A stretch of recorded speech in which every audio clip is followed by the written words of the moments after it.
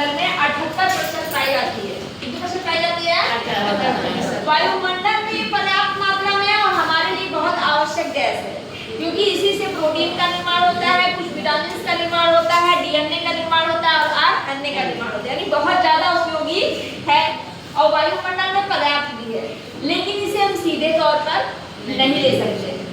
इसे हम प्राप्त करते हैं नाइट्रोजन चक्र। तो नाइट्रोजन चक्र क्या है? जैव रासायनिक चक्र है जिसमें वायुमंडल में नाइट्रोजन जो है विभिन्न रूपों में परिसंचारित होती है, यानी सर्कुलेट होती है। इसके विभिन्न चरण होते हैं। और कौन से चरण होते हैं? पहला नाइट्रोजन स्थिरीकरण, नाइट्रोजन सबसे पहले होता है नाइट्रोजन स्थिरीकरण। दूसरा क्या हो जाएगा? नाइट्रीकरण। तीसरा हो जाएगा स्वांगीकरण। चौथा हो जाएगा अमोनियकरण, अमोनियाकरण। और पांचवा हो जाएगा विनाइट्रीकरण। और ये चक्र के माध्यम से होता है। इसी तरह का ये चक्र है जिसको हम बाद में समझेंगे, पहले विनाइट्रीकरण।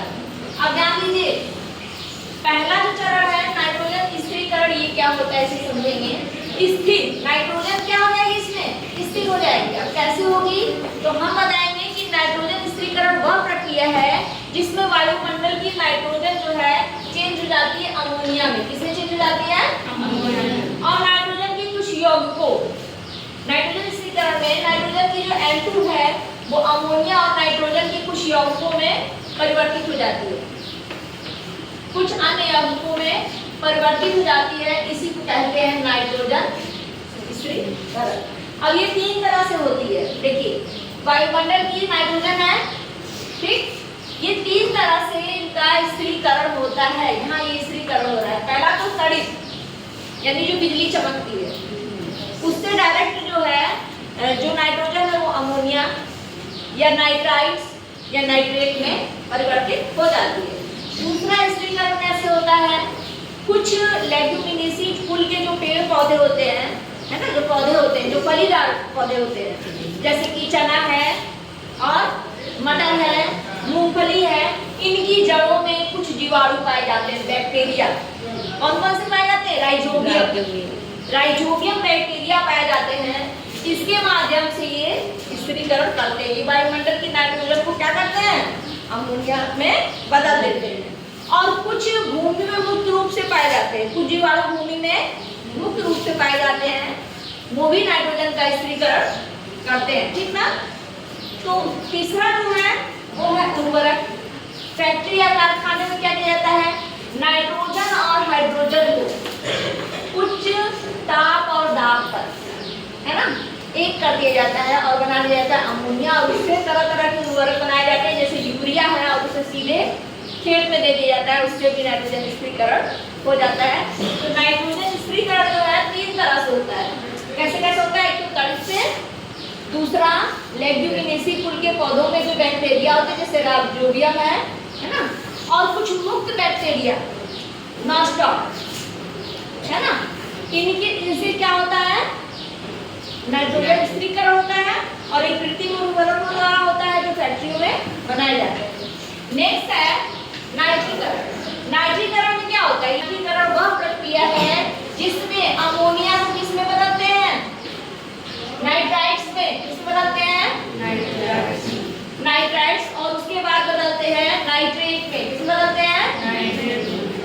यानी इसका ऑक्सीकरण किया जाता है। इसमें कुछ बैक्टीरिया होते हैं जो अमोनिया को नाइट्राइट्स में बदलते हैं, है ना, उसको क्या कहते हैं? स्यूडोमोनास। और दूसरा हो जाएगा नाइट्रोबैक्टर। क्या हो जाएगा? नाइट्रोबैक्टर। तो ये कुछ बैक्टीरिया जो है अमोनिया को नाइट्राइट्स और नाइट्रेट में बदलते हैं। आई बात समझ में? तो नाइट्रीकरण वह प्रक्रिया है जिसमें अमोनिया को नाइट्राइट्स और नाइट्रेट्स में बदलते हैं। नेक्स्ट देखिए, थर्ड जो प्रक्रिया है वो स्वांगीकरण है। पौधों द्वारा नाइट्रोजन को अपनाना। स्वांगी मतलब ही होता है अपनाना, है ना। तो जब पौधे अपनी हैं, अंदर लेते हैं, उनसे फल फूल का निर्माण होता है, तो उसको कहते हैं स्वांगी करण। पौधे ले लेते हैं और पौधों से क्या होता है, पौधे लेते हैं और पौधों से जो शाकाहारी जंतु है, जीव जंतु, वो लेते हैं, जैसे गाय ली, बकरी ली, भेड़ ली, और उससे मांसाहारी जंतु लेंगे, और उन दोनों से हम लोग लेते हैं, क्योंकि हम लोग शाकाहारी भी हैं और मांसाहारी भी हैं। तो देखो पौधे, पेड़ पौधे लेंगे, स्वांगीकरण पहले क्या करेंगे, पेड़ पौधे करेंगे, और पेड़ पौधों से कौन करेगा, प्रथम श्रेणी के जो प्राथमिक उपभोक्ता होते हैं, जिनको क्या कहते हैं, शाकाहारी जीव, हर्बीवोरस, है ना। शाकाहारी जैसे हिरण है, गाय है, बकरी है, फिर शाकाहारी लेंगे, और उसके बाद उससे मांसाहारी और मानव लेंगे। ये हमारे अंदर आ जाएगा नाइट्रोजन। ठीक, आप नेक्स्ट देखिए अमोनियाकरण क्या है। अब जब कोई यह वह प्रक्रिया है जिसमें अमोनिया, किसमें, जो जीव जंतुओं द्वारा, कोई जीव जंतु मृत्यु हो गया, कोई भी पेड़ पौधों की पत्तियां गिर रही हैं, या कोई जानवर या जीव या कोई इंसान मर गया, या उसका अवशिष्ट पदार्थ है, तो उसके अंदर से यूरिया निकलती है ना, अमोनिया निकलती है ना। तो यूरिया और प्रोटीन जो होते हैं, मृत पेड़ पौधे या मृत जीव जंतु, मृत जीवों से निकलता क्या क्या है, यूरिया और कुछ प्रोटीन निकलते हैं, और प्रोटीन निकलते हैं, उनको जब अमोनिया में बदल दिया जाता है, किसमें, अमोनिया में, इसी को कहते हैं अमोनियोकरण। तो ये क्या है कि जो अवशिष्ट पदार्थ या मृत जीव जंतु होते हैं, उनकी यूरिया और प्रोटीन को किसमें बदलना है, अमोनिया में बदलने को ही अमोनियोकरण कहते हैं। इतनी बात समझ में आई। ये कुछ कवक और बैक्टीरिया के द्वारा होते हैं, कवक और बैक्टीरिया के द्वारा होता है। लास्ट प्रक्रिया है और सबसे इम्पोर्टेंट है विनाइट्रीकरण। क्या है, विनाइट्रीकरण में जो नाइट्रीकरण जो है वो थायोबैसिलस, क्या होता है, थायोबैसिलस,